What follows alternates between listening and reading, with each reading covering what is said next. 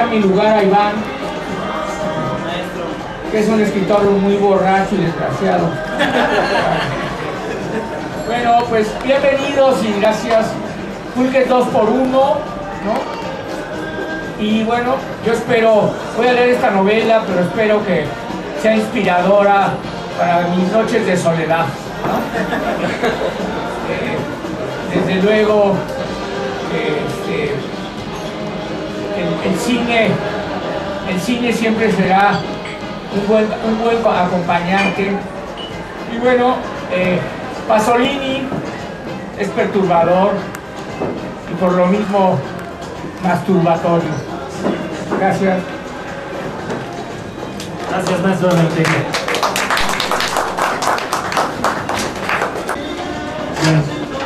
De izquierda a derecha, mías.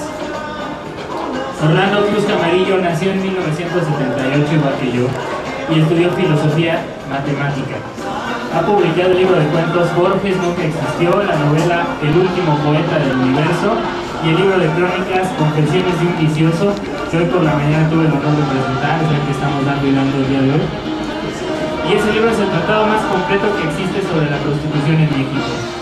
Sus artículos han aparecido en revistas y periódicos como Reforma, Milenio, Vértigo, Playboy y Chilango. Y actualmente escribe su segunda novela infantil, El niño que vino del infierno. Es Orlando Cruz. Y quiero leer, no mucho, apenas un par de cuartillas. Y es un homenaje a Arturo porque, bueno, Arturo es terrible. Envidio a Arturo y mucho.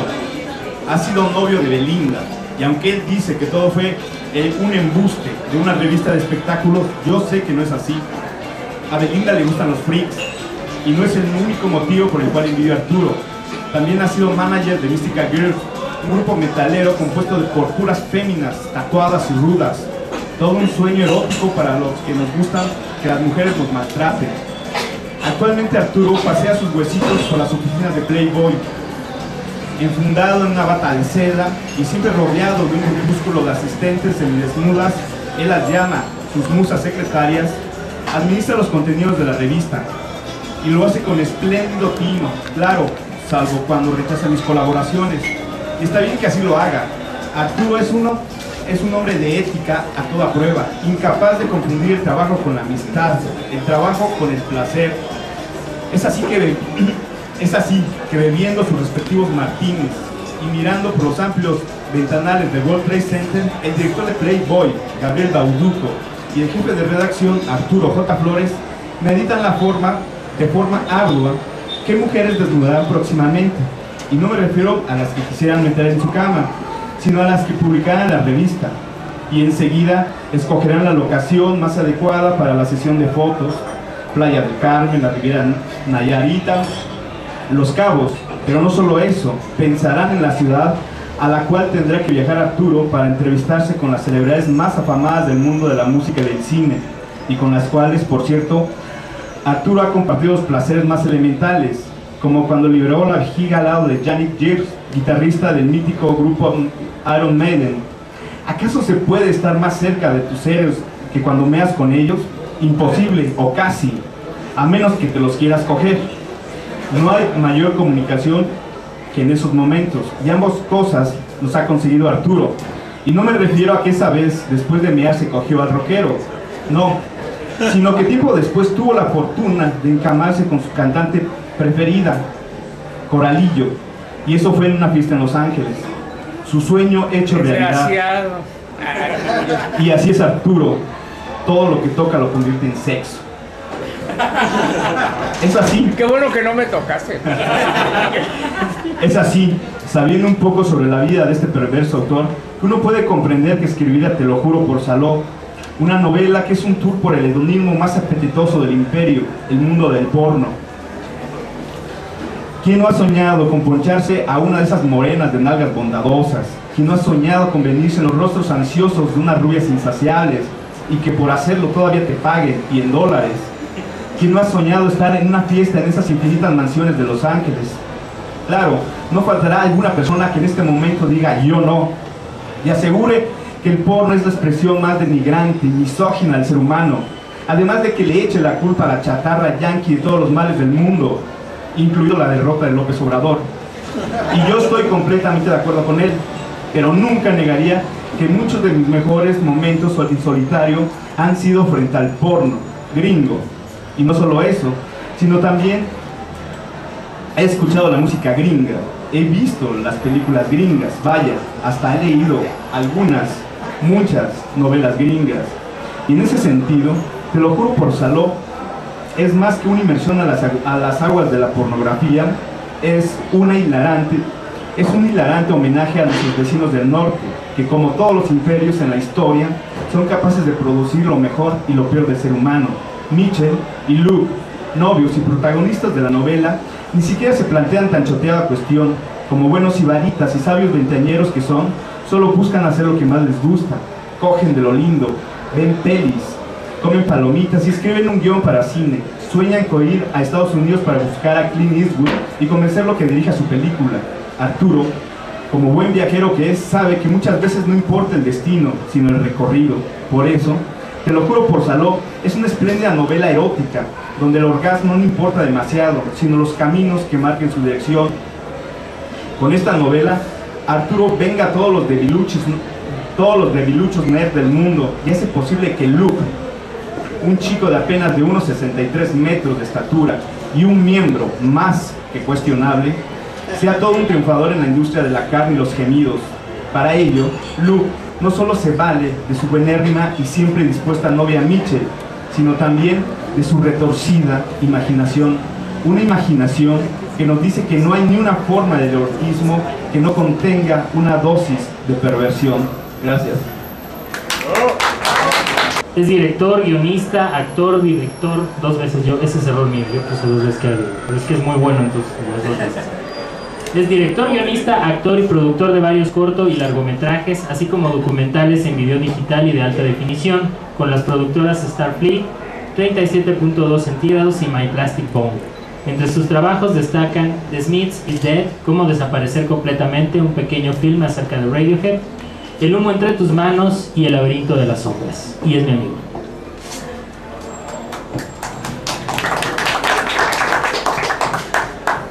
Gracias, Artur. Pues yo voy directamente sobre la novela.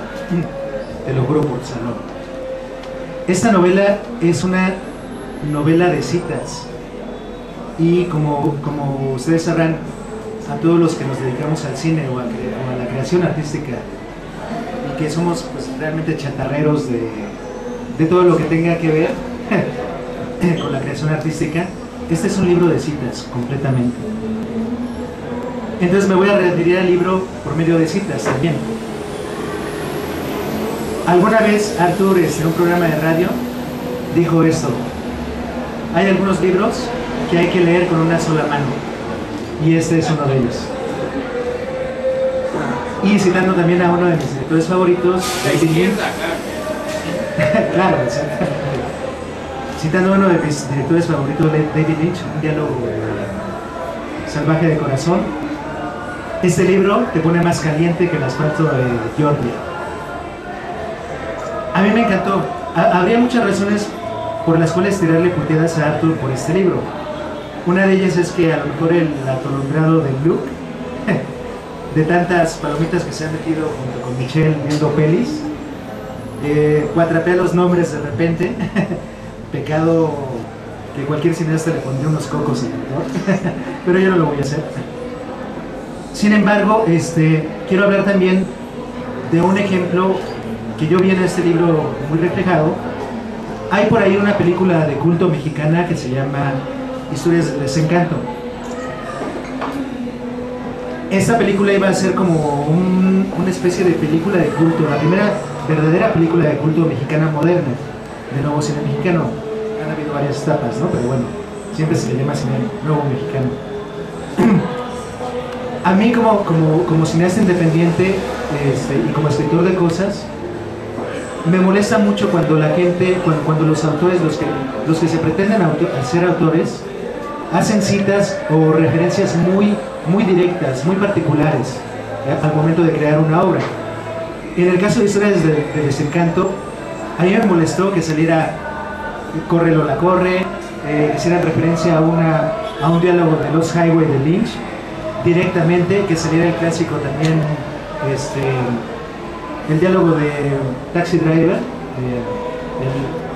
el de I'm Talking to Me, y que fuera tan directo el homenaje. Y sin embargo en la novela de Arthur yo veo muchos de estos lugares comunes y no me molestó y me lo hizo ver de una manera muy disfrutable.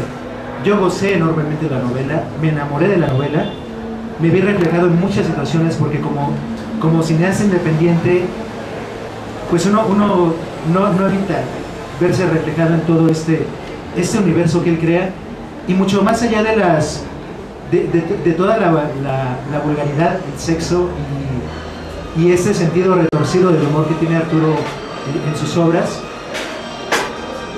Para mí esta novela me dio un mensaje muy claro y muy directo, ¿no? Y que probablemente es una de las grandes lecciones que yo he tenido en mi vida. Precisamente yo este libro me lo chuté mientras mi papá está agonizando prácticamente. En estos días me lo chuté 2 veces y era bien irónico porque yo cuando ya me vencí el sueño cuidando a mi padre, dejaba, te lo juro por ser ojo, de las estampitas religiosas. Y yo dije, qué ironías de la vida, ¿no? O sea, por un lado tenemos el lado que podría ser del sexo desenfrenado y de la ironía brutal, pero que sin embargo es muy honesto. Y yo comparé las dos cosas y dije, las dos cosas son bastante honestas. Para mí toda la enseñanza del libro, a lo mejor Arthur no se lo propuso hacer una historia con mensaje, ¿no? Y a lo mejor a muchos nos caen las historias con mensaje. Yo soy de ellos, ¿no? A mí me gustan los finales desesperanzadores completamente.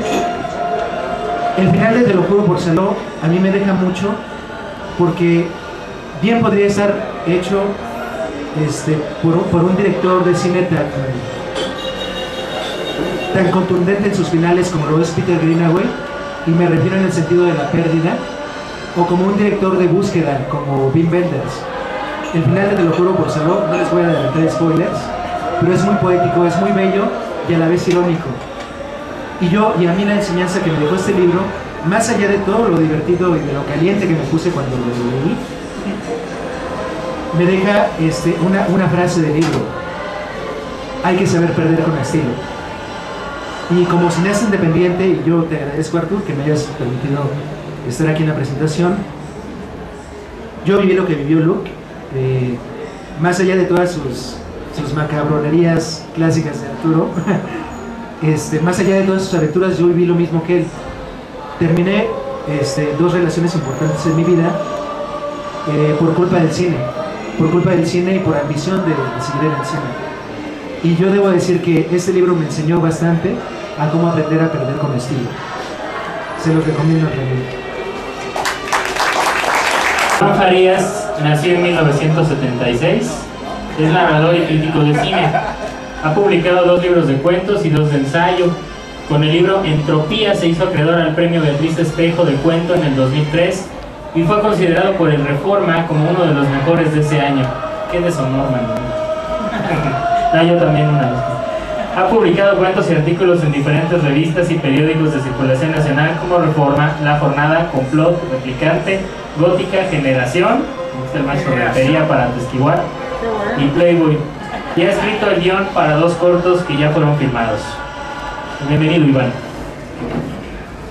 El triste, cuando José José no se pudo ganar en el Festival de la Canción. Y menos ahora. No, ahora ya. Cuando estuve en AA, el maestro José José fue mi padrino.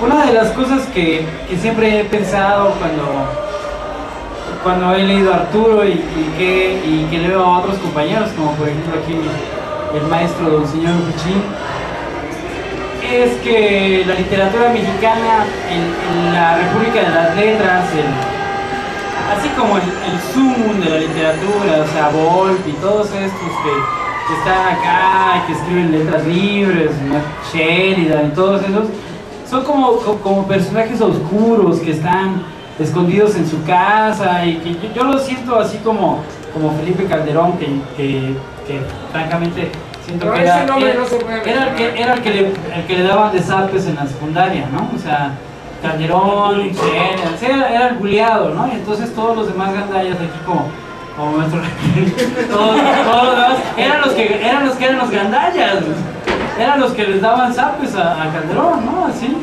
o sea, Faranelli, todos estos que están, todos esos que no son aceptados en el canon, todos estos que no son aceptados en el canon de la literatura. El canon es un cabaret. Está con el Bombay. Eran los gandallas, ¿no? Entonces ahora todos los prohombres y todos estos que están acá arriba platicando y que supuestamente venden un montón de libros, ¿no? Y que son de la literatura del crack y todos esos, pues en realidad son así como los aburridos, ¿no? Son los que escriben biografías acerca de Zapata, que sí escriben biografías acerca de Porfirio Díaz, etc., un montón de cosas, ¿no? Así, y que siguen levantando estatuas de piedra y todos los héroes no se les despeina pero ni un pelo, ¿no? O sea, de ahí viene la frase de lo que el viento a Juárez, ¿no? Que a Juárez, pues como está chingón, pues no se despeina, cabrón. O sea, sigue su cabeza ahí, impecable, inamovible. Y entonces todos aquellos escritores que escriben de otras cosas, que son sus obsesiones, sus perversiones y las cosas que les gustan, son como denostados, hechos a un lado, que ha cambiado, ¿no? A últimas fechas.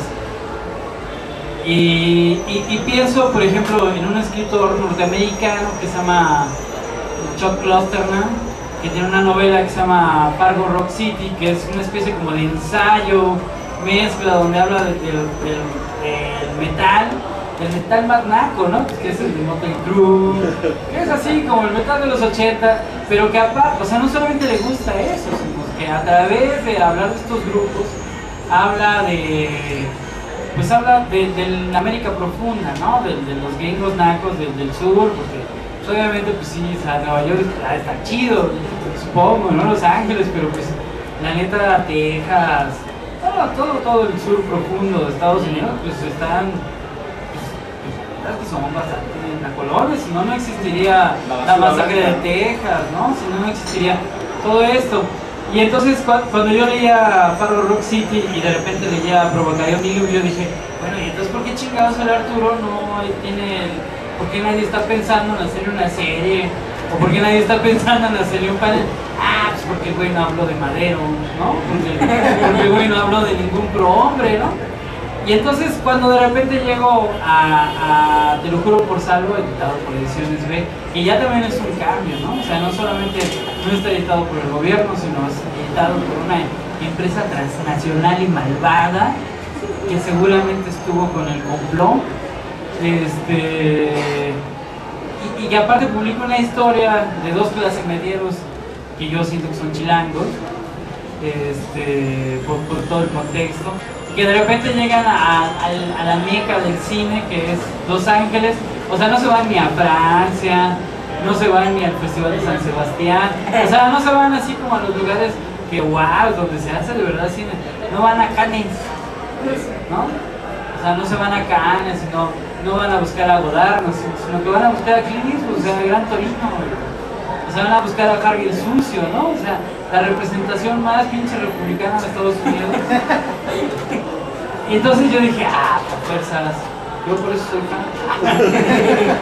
No, o sea, leer la novela y de repente empezar a darte cuenta de que todo el tiempo que tú fuiste así como uno como escritor, ¿no? Así, hecho a un lado porque pues nunca habías leído, o sea, a Borges, porque nunca habías tenido a Maestro Borges, porque no habías tenido acercamientos con todos los grandes maestros latinoamericanos como Alfredo Bryce Echenique, y todos estos, y que tú naciste creciendo novelas pues de Stephen King, que naciste con todas las cosas de Roca Ediciones, que naciste con Cliff Barker, con Minotauro, ¿no? Que ahorita ya Valar ya se ha aceptado, ¿no? pero pues antes leer a J.G. Ballard era así como guácala, ¿no? Y y de repente empezar a leer Te lo juro por Salo, que hace referencia, es cierto, a Pasolini, pero Pasolini también era manchado, ¿no? Era también pasado de lanza. O sea, la película Saló es como el representante de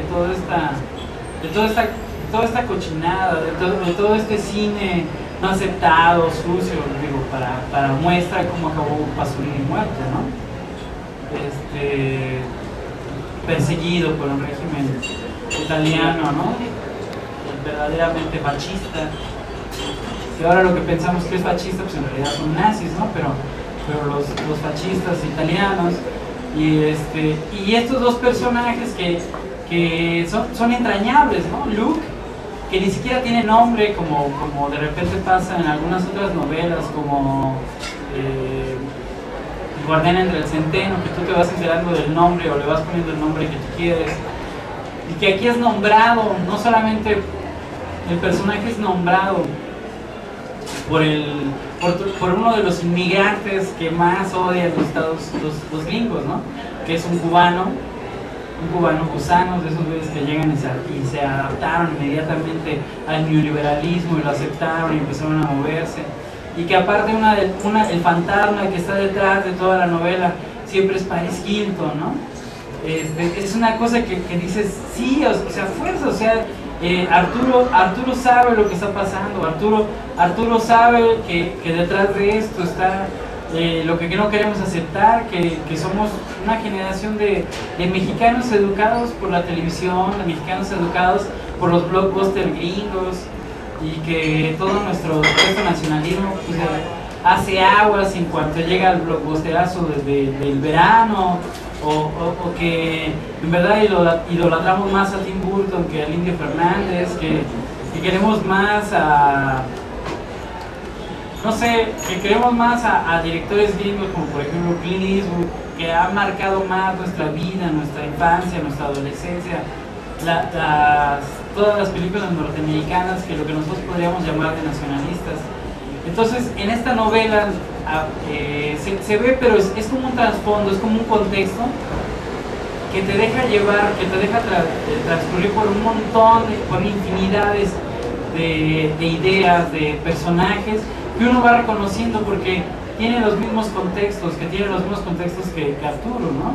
Porque a fin de cuentas nosotros fuimos educados por la televisión, fuimos educados por el Canal 5 en Cine y Permanencia Voluntaria, fuimos educados por toda por estas trash movies, por la música, a pesar de que Arturo trató de mezclar mucho del cine en la película, a fin de cuentas su obsesión, su gusto, su placer, su síndrome que tiene por la música en inglés, por el rock, por el heavy metal, por todas estas cosas que tienen que ver con los ingleses y norteamericanos, se van mezclando, ¿no? Tan es así que cada subcapítulo tiene un epígrafe, tiene una llamada de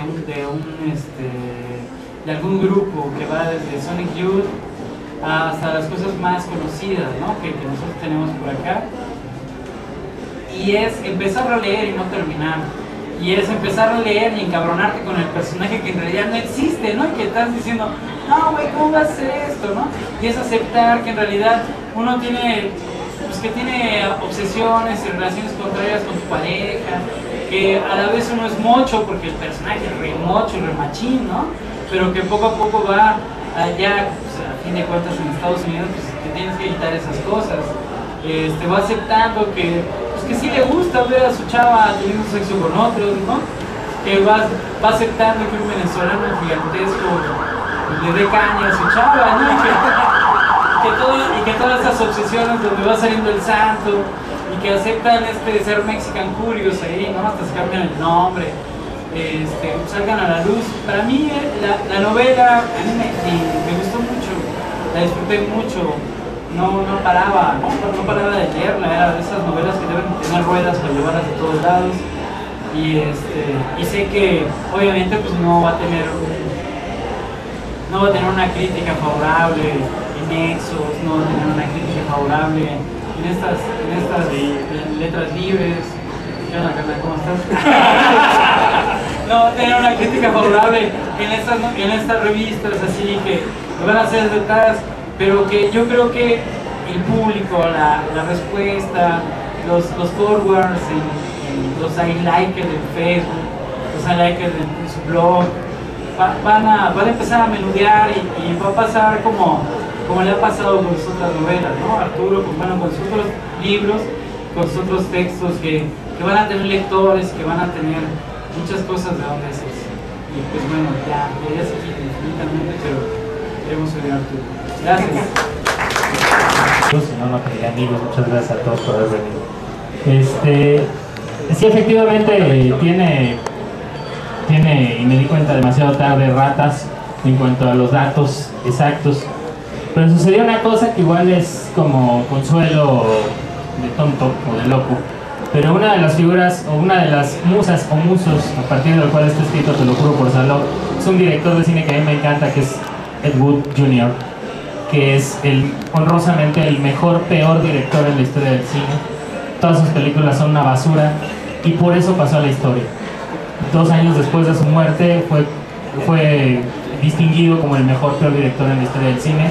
Tim Burton hace una película fenomenal acerca de su vida en la que Johnny Depp interpreta a Ed Wood, y el fin de semana pasado, que yo estaba pensando ya en la presentación de hoy, la volví a ver y me volvió a enternecer muchísimo la manera en la que Burton retrata cómo Wood ve sus películas y las ve maravillosas. Él de verdad se maravilla como un niño de ver a Bela Lugosi, que es un actor decrépito, decadente, a punto de morir, de dolido, todo junkie, picoteado de morfina, pero él lo ve como el gran Bela Lugosi en pantalla.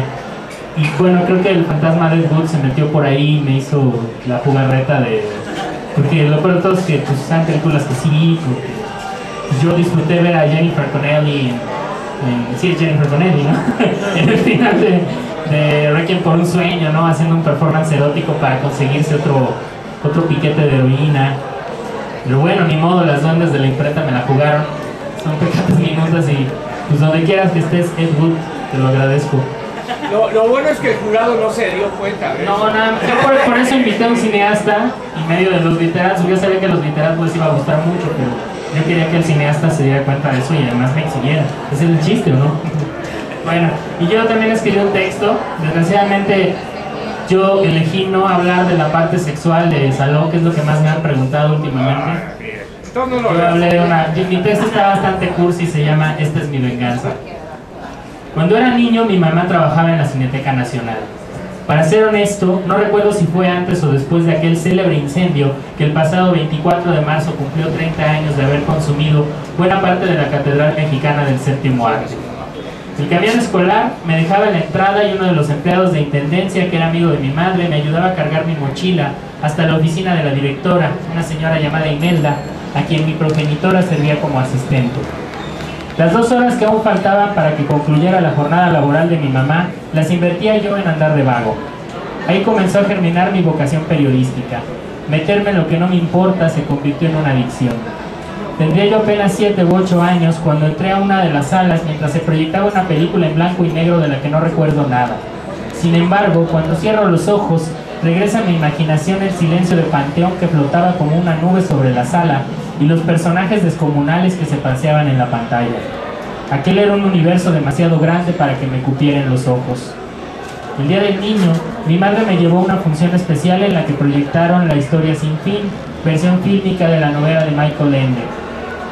Si algún reducto de abogado, contador o cualquier mutación de godines quedaba en mi sangre, ese día se diluyó por completo. Aunque ignoraba lo que era un escritor o un director de cine, sabía que mi destino habría de conducirse lo más lejos que fuera de este mundo real y lo más cercano posible a fantasía, y montado en el lomo de un dragón, mucho mejor. Cuando salía de vacaciones, mis padres me dejaban encargado con mis abuelos. Ramón, el padre de mi madre, era un dibujante al que se le iban los días inclinado bajo su respirador, y un lector que no conocía la saciedad cuando de zamparse un libro detrás de otro se trataba. En su joroba, ahora lo reflexiono, se acumulaban las horas de trabajo de un artista, igual que los camellos acumulan grasa en las suyas. Aunque estudió solo hasta el primero de secundaria, porque un día y para siempre mi abuelo dejó la escuela. No se lo dijo a su mamá hasta un año después, y en lugar de perder su tiempo delante de una maestra que poco o nada le iba a enseñar del maravilloso arte de escuchar a Beethoven, mientras degustaba un helado de pistache, una de las actividades favoritas de mi abuelo, mejor se largaba de pinta a la biblioteca de Ribera de San Cosme, donde consumía páginas como un auténtico junkie de la palabra escrita. Mi abuelo era caprichoso. No aprendió a hablar inglés, o eso nos hizo creer a todos, pero cuando yo personalmente revisaba las revistas de crucigramas que a él le deleitaba resolver, descubrí que jamás lo detuvo algún acertijo cuya respuesta estuviera en francés, italiano o alemán. Quizás sencillamente nunca se le dio la gana hablar los idiomas, aunque los conociera. Por el contrario, siempre pronunció Orange en vez de Orange y Miami en lugar de Miami. Cuando yo era niño, mi abuelo me enseñó a dibujar, a escuchar a Beethoven y a contar historias. A menudo nos encerrábamos en su estudio. Él colocaba la 9ª sinfonía del compositor alemán a todo volumen, y mientras él trazaba encima de una mesa gigantesca diseños de muebles lujosos inspirados en animales o criaturas mitológicas, yo me ponía una cubeta en la cabeza y me montaba en una escoba para combatir a mis propios dragones con ayuda de una escuadra de dibujante. Jamás vi a mi abuelo reírse o llamar a mi abuela para que me viera. Él sencillamente me dejaba ser. Aquella música clásica de proporciones épicas me hacía hervir la sangre y me incitaba a convertirme en Arturo, pero el caballero de la mesa redonda, aunque al nivel de la alfombra. En la casa de Pilares, enclavada en la colonia del Valle, en esa casa de mis abuelos, comprendí lo importante que es el soundtrack en el cine. Les cuento todo esto porque en las últimas semanas, en las que me han entrevistado en algunas revistas, periódicos, programas de radio a propósito de Te lo juro por Saló, a menudo me preguntan si lo que ahí escribí es real o no. Mi respuesta ha sido la misma: 30% es lo que pasó y 70% lo que me hubiera encantado que pasara. ¿Y qué es lo que sí pasó? Todo lo que narré líneas arriba. ¿De verdad?, insisten los entrevistadores. ¿Entonces Michelle no existe? ¿Nunca te fuiste a Los Ángeles para actuar en una película porno? ¿Qué más quisiera? Les digo yo. Esa es la verdad. Como el escritor José Mariano Leiva nos dijo hace poco en una entrevista con Playboy, escribir es una venganza. Si una mujer no te hace caso, escribe una novela en la que se casen y hasta tengan hijos. Se los juro por Saló que esta es mi venganza. Hubo otro tipo de lecciones igual de importantes que por supuesto tampoco aprendí en la escuela. Cuando sé que algún padre exige a sus hijos que estudien con creces, sean los primeros en el cuadro de honor y obedezcan a sus maestros, experimento la más profunda de las tristezas. Coincido con Eusebio Rubalcaba, el autor tapatío de Un hilito de sangre, cuando escribió en su columna en la revista En la mosca en la pared: lo que más odio, la escuela. Siempre estaré en contra de ella. Es la institución que se encarga de hacer dócil a la gente, de meterla al redil, de matar la inteligencia, la creatividad. La escuela enseña a las personas a no pensar y a aceptar todo conocimiento sin cuestionarlo jamás. Y si alguien pone en entredicho lo que obligadamente se le enseña, simple y llanamente se convertirá en un evento indeseable. En esta mesa me acompañan 3 de mis mejores amigos, con los que me identifico plenamente. Orlando, que orgullosamente presume haber sido corrido de las 3 universidades más prestigiosas de México, pero que ha hecho de las banquetas su reino, y de sus libros, el último de los cuales tuve el honor de presentar esta mañana, Confesiones de un vicioso, un honoris causa de la crónica urbana. Iván, cinéboro y lectóboro, que estoy seguro ha recibido mejores cátedras de la vida en los labios de una chica que en los lúgubres salones de clase de cualquier escuela. Y Eric, un cineasta que guarda en su corazón una imaginación desbordante, a quien no importa cuántas horas se le confine un trabajo normal, entre comillas, en su cabeza jamás dejará de rodar películas en las que se siente libre. Te lo juro por Saló es un agradecimiento a mi abuelo Ramón por dejarme claro que la creatividad me hará libre. A mi madre Carmen, que en paz descanse, por ser la primera en decirme que estoy loco. A mi padre Arturo, que jamás ha dejado de leer y emocionarse con cada una de mis líneas. A mi hermana Dani, que siempre fue cómplice de nuestra mitología. Y a mi hija Maya, a quien espero convencer que un 10 de matemáticas es igual a nada si antes no se tiene mención honorífica en la imaginación. Dice Eusebio Rubalcaba en el mismo artículo: me arrepiento de haber mandado a mis hijos a la escuela. Ojalá tengan la voluntad que yo no tuve y la abandonen. Y bueno, yo soy muy mal poeta, pero le escribí unas líneas a mi abuelo, pues, aunque no me voy a ir, pues sí, igual. Cuando era niño, sentí que estabas a años luz de ventaja.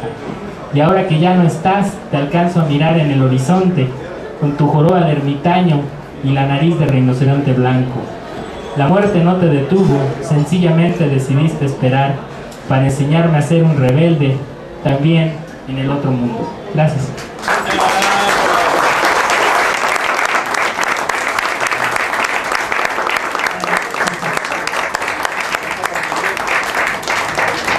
Le agradezco a uno por uno, pues va a ser muy... Mis funciones de moderador. Nos quedó claro que el maestro Arturo no es buen poeta, pero bueno. El maestro es moderado. Yo tengo una pregunta para Arturo y bueno, y después abrimos la posibilidad de que ustedes hagan alguna pregunta. Solo se van a permitir preguntas sexuales, ¿no? Por favor. Pero mi pregunta es sobre algo que lo he preguntado ya a otros artistas mexicanos con relación a una pudorosa actitud ante la pornografía como arte, ¿no? Yo le pregunto a Arturo si él ha tenido esta inquietud de pensar la pornografía como yo creo que lo hizo el maestro Pasolini, ¿no? La pornografía como una condición de arte, no como esta vulgaridad comercial, ¿no? Y digamos, es una pregunta muy seria. Pero trabajo en Playboy, ¿qué te puedo decir? No, yo creo que lo que pasa es que cuando yo leí, obviamente primero vi una película porno y después leí al Marqués de Sade.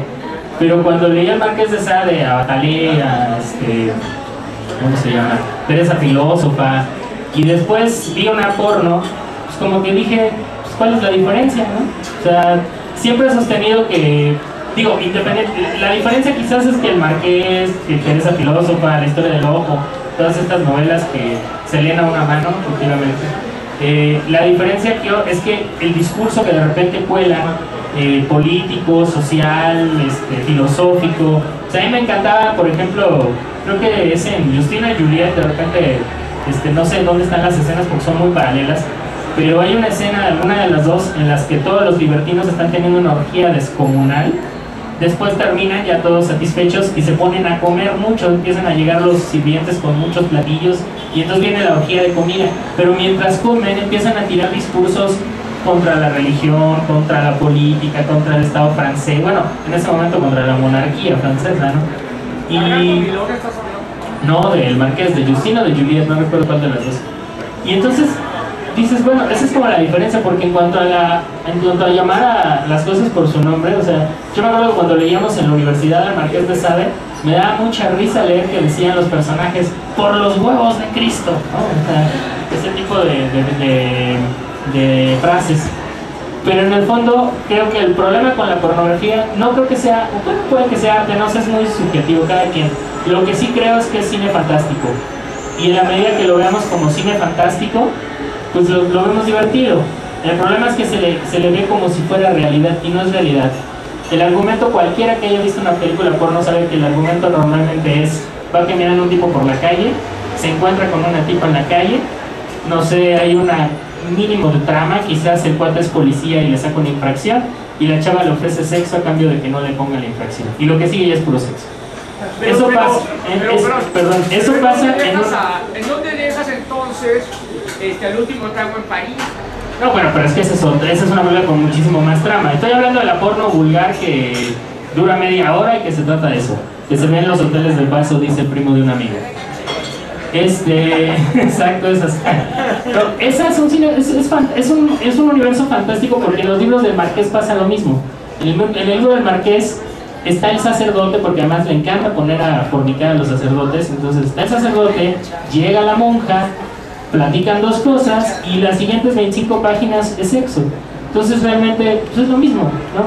Pero eso no pasa en la realidad de una manera tan exagerada. No dudo que haya sacerdotes lúbricos y monjas calientes, pero no es la generalidad como en los libros de Sade. En los libros de Sade no hay un personaje que no tenga sexo. Los que lo tienen a voluntad y los que lo tienen a fuerza, pero todos, ¿no? Eso es entonces me parece, no, es asqueroso, guaca. Pero creo, esa siempre ha sido yo creo que yo por eso me divierto tanto cuando veo pornografía, porque me da mucha risa. La veo como cine fantástico. La veo, o sea, no hay un elfo caminando entre nosotros, hay tipos que parecen hobbits, pero no lo son. Entonces es literatura fantástica.